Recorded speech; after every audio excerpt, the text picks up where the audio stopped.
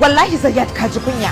Wallahi ka ji kunya ba za ka taɓa daina halin neman mata ba. A gida neman mata, a office neman mata. At this point, I don't even know what you want. Wannan laifin fa Allah ne kuma na fi tsoron sa akan ki. Idan na yi laifin nan na nemi yafi Allah ya fi mai. Kice za ki hukunta ni akai?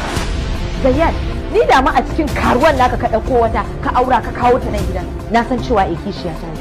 Me ke damun ki? Mijina mutumin kirki ne sosai fiye da tunaninki. Yana min duk abin da nake so, yana kyautata min.